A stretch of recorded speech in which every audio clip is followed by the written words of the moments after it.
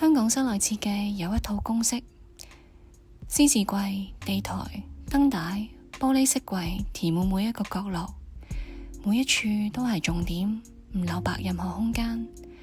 睇起上嚟好合理，因為人人都係咁樣做。但係一個被填滿嘅空間，稱唔上係一個可以透氣嘅屋企。空間細或者唔係問題，問題只係呢一個空間到底係為咗住喺呢度嘅人而設計啊，定只係為咗將行業嘅公式倒模再複製？呢個屋企嘅主人係一位好有主見嘅老人家，仲有佢隻貓貓。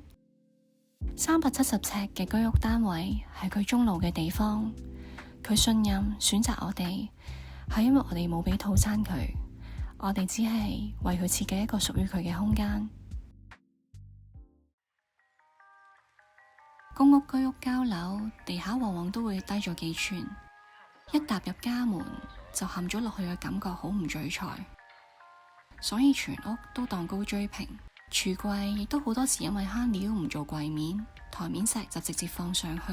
但中式煎炒炆煮斬切，台面受力好大，咁樣做其實唔夠紮實，而我哋只係做返足。一切有一切嘅安靜細節，你講唔出邊度唔妥。喺相度喺片度其實睇唔到，但用起上嚟你就會感覺得到啦。我哋只係將呢一種設計嘅直覺同埋經驗帶入去每一個設計項目。一入門，我哋用一盞意大利嘅 Candellini 蘋果天花燈點亮咗整個玄關。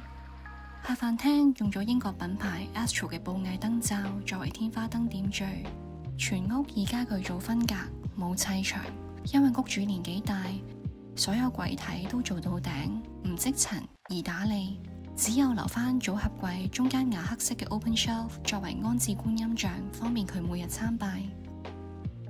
屋企有貓貓，但我哋冇設計好高嘅貓爬架或者隧道，因為養貓嘅人都知道清潔係每日嘅任務，我哋唔想屋主爬高難以清潔。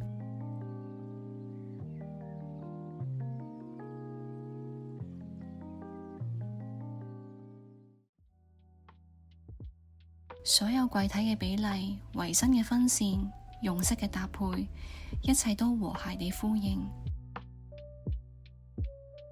全屋嘅物料、歐洲五金、石材、家具及燈飾嘅選擇，唔單止係為咗2分幾鐘嘅 video， 而係為咗住喺呢度嘅人10年、20年之後仍然唔過時、唔後悔嘅選擇。我哋冇比屋主更加多，我哋只係俾咗個剛剛好佢需要嘅。一個唔係被物件、被櫃、被地台困住嘅屋企，一個閂咗門，感覺一直屬於佢嘅屋企。12年嚟做實務家具嘅修行，令我哋學識比例，學識理解材料，學識喺克制裏面揾到豐富，慢慢地形成我哋嘅美學。